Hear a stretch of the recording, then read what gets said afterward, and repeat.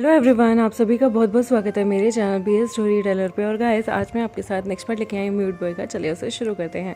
जैसे कि हमने पिछली बार देखा कि राका चला गया था, जिसकी वजह से जब विंग वापस अपने घर आया था उसे बहुत ज़्यादा सैड सैड फील हो रहा था। और लवांगजी को भी लग रहा था कि विंग ना थोड़ा सैड हो गया है, क्योंकि विंग अपनी चीज़ों को एक्सप्रेस तो करता था बट कहीं ना कहीं उसे बहुत ज़्यादा धक्का लगा था, क्योंकि राका ना उसका बहुत अच्छा दोस्त बन चुका था।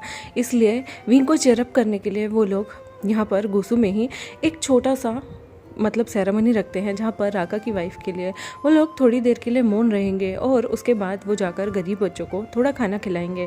और इसके लिए जब वो क्लाउड रिसर्च में पहले ही संदेश भेज चुका था, जब वो क्लाउड रिसर्च जाता है तो वहाँ पर एक टेबल तैयार की गई थी, जहाँ पर राका की वाइफ का नाम लिखा गया था। और ये लोग नीचे बैठकर उधर थोड़ी देर के लिए मौन करते हैं। उधर रहकर ये लोग चुप भी बैठते हैं, मौन भी होते हैं और मॉर्निंग भी करते हैं। और यहाँ पर ये मौन करने के बाद उसके बाद ये लोग वेवुशन को कहते हैं कि ये थोड़ा सा उन लोगों के लिए खाना और वाइन जो है वो चढ़ा दें। विंग ऐसा ही करता है जैसा कि उन्हें कहा गया था। उसके बाद ये लोग थोड़ा थोड़ा खाना बनाकर विंग और लवांगजी को कहते हैं कि ये लोग सही टाउन में जाएं, और सही टाउन में जाने के बाद ये लोग गरीब बच्चों को इस तरह का खाना खिलाएं। विंग जो था वो अमेज्ड हो जाता है ये देखकर कि लवांगजी हर चीज़ को लेकर कितना ज़्यादा कंसिडरेट है। वो अपने पति को बिल्कुल भी कहीं से भी तकलीफ़ नहीं होने देना चाहता। और विंग जो था वो लवांगजी को इस बात के लिए थैंक यू भी बोलता है अपने हैंड गेस्चर से, जिसे देखकर लवांगजी उसकी तरफ स्माइल करते हुए कहता है, विंग ये कुछ भी नहीं है, मैं तुम्हारे लिए कुछ भी कर सकता हूँ। यहाँ पर ये लोग एक गाड़ी में एक कार्ट में इस सारे खाने को रखवाते हैं। और उसके बाद विंग और लवांगजी इवन कुछ डिसाइपल मिलके गरीब एरिया में जाते हैं सही टाउन के, और वहाँ पर वो देखते हैं कि कितनी सारी बस्तियाँ हैं जहाँ पर गरीब लोग रह रहे हैं। और कुछ तो ट्राइबल एरिया के लोग हैं जो उन्हें देख के पहले तो डर जाते हैं, लेकिन जब विंग प्यार से उन सारों को अपने पास अपने हैंड गेस्चर से बुलाता है तो सारे बच्चे धीरे धीरे उसके पास जाते हैं। उसमें से एक छोटा सा बिल्कुल प्यारा सा बच्चा था जो कि विंग को यहाँ पर देखता है। वो बच्चा बहुत ही गंदा हुआ था और उसके कपड़े भी बहुत ज़्यादा मैले थे। विंग उसे देखता है और उसकी नोज़ी पे से थोड़ी मिट्टी हटाने लगता है। यहाँ पर विंग जो है उस बच्चे को अपने पास लेता है। उस बच्चे की आंखें बहुत ही अलग से कलर की थी, एकदम नीली, और विंग ने कभी नीली आंखें नहीं देखी थी, तो वो उस बच्चे को देखते ही हैरान हो जाता है। यहाँ पर वो लंजा से पूछता है कि ये बच्चा कौन सी क्लैन का है। तब पता चलता है कि पास के ही गाँव में बाढ़ आ गई थी, और वहाँ पर बाढ़ पीड़ित जो थे वो यहाँ पर शरण लेने आए हैं, जिसकी वजह से यहाँ पर इन लोगों की हालत जो है वो खस्ता है। इन लोगों के पास ज़्यादा पहनने के लिए कपड़े भी नहीं हैं और ज़्यादा खाने के लिए फूड भी नहीं है। तो यहाँ पर विंग जो है वो लवांगजी को क्वेश्चन करता है कि अगर तुमने कुछ फूड स्टोरेज क्लाउड रिसोर्स में रखा है तो हमें उन लोगों को बांट देना चाहिए। हम और भी चीज़ें मंगवा सकते हैं, पर ये गरीब हैं, ये बाढ़ पीड़ित है, हमें इनकी मदद करनी चाहिए। यहाँ पर लवांगजी कहता है और लवांगजी यहाँ पर अपने अंकल और ब्रदर को अपनी तितली संदेश भेज देता है, जिसकी वजह से जो संदेश आराम से वो अपनी पाम यानी कि हथेली खोलते थे तो उन्हें वो संदेश मिल जाया करता था। यहाँ पर जैसे ही वो तितली संदेश उन्हें भेजता है तो यहाँ पर उसके अंकल और ब्रदर जैसे ही अपनी हथेलियों को खोलते हैं तो वहाँ पर एक तितली की फॉर्म में वो मैसेज बन के आता है, और वो मैसेज वो पढ़ लेते हैं। फिर यहाँ पर पहले तो वो सोचते हैं कि आगे आने टाइम में सर्दियाँ आने वाली हैं, उन्हें खाना स्टोर करना चाहिए। फिर वो सोचते हैं पहले बाढ़ पीड़ितों की मदद कर लेते हैं, क्योंकि किसी भी इंसान की जान चली जाना, फूड को स्टोरेज करना, ये सब बेकार है। अगर किसी की जान चली तो स्टोरेज का क्या ही फ़ायदा होगा। तो वो लोग अपने खजाने को खोलते हैं और अपने खजाने में से काफ़ी सारा पोर्शन जो है वो गरीब पीड़ितों के लिए निकाल देते हैं। गरीब पीड़ितों के लिए इवन कपड़े, कंबल, रजाइयाँ और सोने के लिए चीज़ें भी भेजी गई थी। इवन छोटे बच्चों के लिए वहाँ पर छोटे मोटे खिलौने भी भेजे गए थे, ताकि वो बच्चे जो हैं वो अगर उन्हें ज़्यादा भूख लगे तो वो अपना ध्यान खेल के केंद्रित कर लें, क्योंकि जो छोटे बच्चे होते हैं ना वो बहुत मासूम होते हैं। जब भी उन्हें भूख लगती है ना और उनके सामने खेल भी हो तो वो पहले खेल की तरफ ज़्यादा आकर्षित हो जाते हैं, खाने की तरफ उनका ध्यान कम जाता है। और यहाँ पर खाने की कमी होने की वजह से इन्होंने बाकी के सेक्ट से भी गुहार लगाई थी कि वो लोग भी मदद करें। जियांग्स और जिन सेक्ट ने, जो कि इन लोगों के पास ही थे, उन्होंने खाना भेजने के लिए कहीं ना कहीं हामी भर दी थी। और क्लाउड रिसर्च के लिए मदद के लिए सारे लोग आगे आ रहे थे। इन बाढ़ पीड़ितों को सही टाउन में जगह मिली थी, और वेवुशन जो था वो मन में सोच रहा था शायद अगर वो राका के पास नहीं जाता तो उसे कभी पता ही नहीं चलता कि ये बाढ़ पीड़ित कितनी बुरी तरीके से ज़िंदगी जी रहे हैं। कुछ होता है तो अच्छे के लिए ही होता है। वो वहाँ गया, और यहाँ पर मुला वांगची ने उसके लिए एक ऐसा शांति सभा रखी। उस शोक सभा के बाद इन्होंने खाना देने ये यहाँ आए और यहाँ इन लोगों को देखकर इस नीली आंखें वाले बच्चे के लिए हमारे वेवभूषण के मन में सॉफ्ट कॉर्नर आ गया था। वेवभूषण वहाँ सबसे इशारों में पूछता है कि इस बच्चे को क्या हुआ, लेकिन वेवभूषण की बातें किसी को समझ में नहीं आ रही थी। विभूषण जो है वो इस नीली आंखें वाले बच्चे से मोहित हो गया था। तो यहाँ पर एक पर्सन कहता है कि ये जो बच्चा है ना, ये बच्चा अनाथ है, इस बच्चे का नाम ना मोरन है, इस बच्चे का नाम मोरन। वो सुन के हैरान होता है। इस बच्चे की नीली आंखें थी, बहुत खूबसूरत था और यहाँ पर वो विंग को देखकर बहुत प्यारी सी स्माइल देता है। तभी यहाँ पर वो बच्चे को बोलने के लिए कुछ प्रोत्साहित करता है, लेकिन बच्चा कुछ बोल ही नहीं रहा था।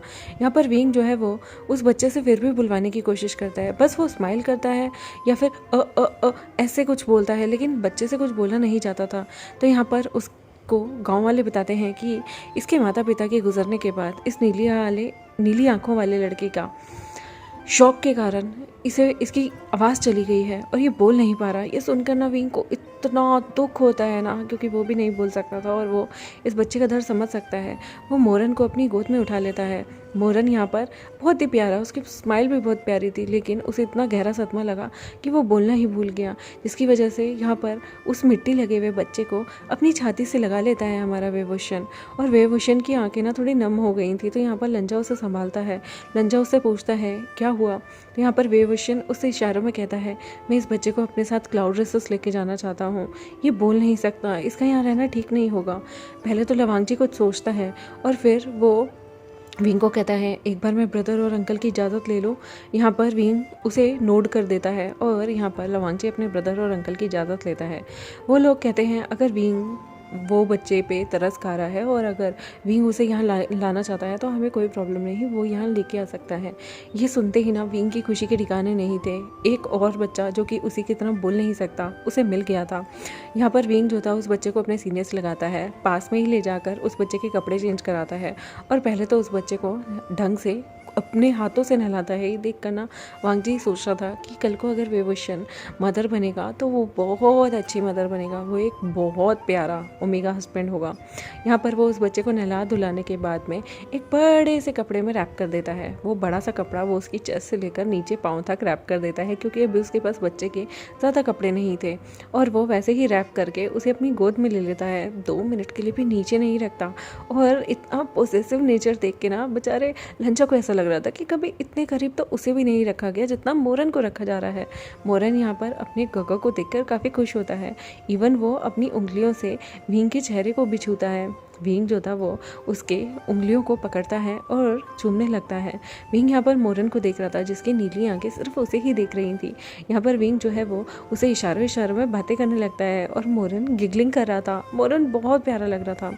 यहाँ पर विंग जो है वो इस छोटे से बच्चे को अपने हाथों से खाना खिलाने लगता है। वो धीरे धीरे उसे यहाँ पर दाल सूप पिलाने लगता है और वो बच्चा भी विंग के पिलाने से बहुत खुश होकर पी रहा था। फिर विंग यहाँ पर उसे ऐसे ही थोड़ा सा मीठा सा शहद चखाता है ताकि वो बच्चा जो है वो यहाँ पर उसे कुछ भी कड़वा कड़वा ना लगे, उसका मुंह का रस हमेशा बना रहे।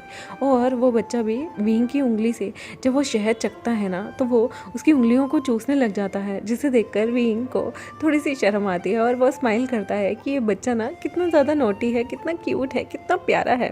यहाँ पर लवांगची जो है वो विंग से कहता है विंग क्या तुम्हें ये बेबी बहुत पसंद आ गया है।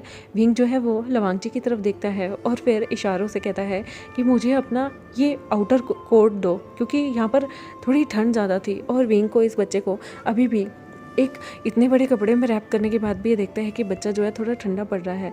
तो यहाँ पर वांगची अपना आउटर कोट उतार के देता है और यहाँ पर विंग जो है वो उस बच्चे को बहुत अच्छे से वांगची के कोट में रैप कर देता है। हालांकि वांगची का कोट बड़ा था, लेकिन विंग उसकी 2-3 लेयर में उसे बांधता है और उसके बाद बच्चे के जो है हाथ और बाकी सारी चीज़ों को उसके कोट में से ही निकाल देता है ताकि बच्चे को ठंड ना लगे। और अपनी गोद से नीचे ही नहीं उतारता। वो बच्चा भी विंग की गोद में कभी उछलता है, कभी विंग के चेहरे को किस करता है और कभी वो विंग के सीने से लगकर उसे सोने के लिए बुलाता है।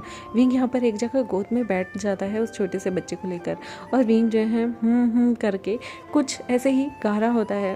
हालांकि वो बोल नहीं सकता था, बट वो बस धुन को ऐसे करके कुछ बोल रहा होता है और बच्चे को ऐसे ही सुला देता है। बच्चा भी इस अपने बड़े से प्यारे से ब्यूटीफुल से गगा को देखकर काफ़ी खुश था।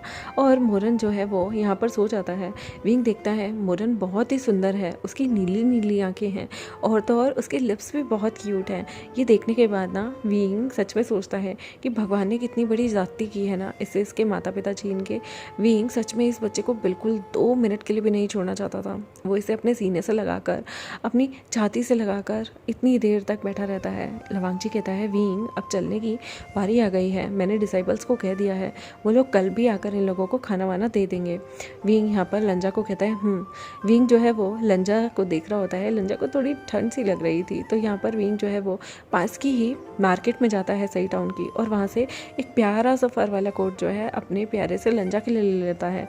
लंजा मना भी कर रहा होता है, बट विंग कहता है नहीं नहीं अभी ले लो वरना ठंड भी लग सकती है। यहाँ पर लंजा काफ़ी बड़ा सा कोट लेता है जिसमें वो मोरन को अपनी गोद में उठा लेता है, क्योंकि मोरन जो है वो अब काफ़ी सारी कपड़ों में रैप था और वो जानता है कि विंग जो है वो अब बहुत थक गया है मोरन को इतनी देर से अपनी गोद में उठाए हुए। तो अपनी बाजुओं में एक हाथ से वो विंग को पकड़ लेता है और एक हाथ से वो मोरन को अपने कंधे पे आराम से सुलाते हुए लेके जा रहा होता है। यहाँ पर वांगजी जो था वो बहुत ही प्यारा फील कर रहा था, क्योंकि आज उसका विंग दिल से बहुत खुश था। और मोरन के साथ जब वो विंग को देख रहा था ना, वो मन में इमेजिन कर रहा था कि कल को जब उनके बच्चे होंगे तो विंग बिल्कुल इसी तरह से उनका ख्याल रखेगा, उनकी केयर टेक करेगा और उन्हें हमेशा अपने सीने से यूं ही लगा के रखेगा। यहाँ पर मोरन को जब वो लेके जा रहा होता है तो यहाँ पर कुछ डिसाइपल आते हैं जो कि उनके लिए कार्ड भी ले आए थे, और ये लोग फिर उस कार्ट में बैठ जाते हैं। कार्ट से ये सीधा के सीधा क्लाउड रेसेस पहुँचते हैं और क्लाउड रेसेस में अंदर चले जाते हैं। मोरन यहाँ पर वांगची की ही कंधे पे सो रहा था, तो ये सीधा उसे जिंगशी ही ले जाते हैं। यहाँ पर पहले तो लवांगची को लग नहीं रहा था कि इन्हें जिंगशी लेके जाना चाहिए। ये सोच रहे थे कि इस बच्चे को हम ऑलरेडी जहाँ पर लैंड बच्चे रहते हैं उधर रखवा देते हैं, बट विंग यहाँ पर जिद करने लगा कि नहीं, मुझे मोरन को अपने साथ रखना है। जब उसने इस तरह से पाउटी फेस बनाकर लंजा को इशारों में ऐसे बोला ना, तो लंजा का दिल पिघल गया और अपने विंग को वो मना नहीं कर पाया, तो वो यहाँ पर ओके एग्री हो जाता है। देखते हैं गाइस नेक्स्ट एपिसोड में क्या होगा, इस मोरन के साथ विंग की जो बॉन्डिंग होगी वो कैसी रहेगी, और आपको मोरन की एंट्री विंग की लाइफ में कैसी लग रही है। देखते हैं आगे क्या क्या होगा। तब तक मेरे चैनल को सब्सक्राइब, वीडियोस को लाइक, बेल आइकन को प्रेस कर दे। मिलते हैं आपसे नेक्स्ट एपिसोड में, तब तक के लिए बाय बाय।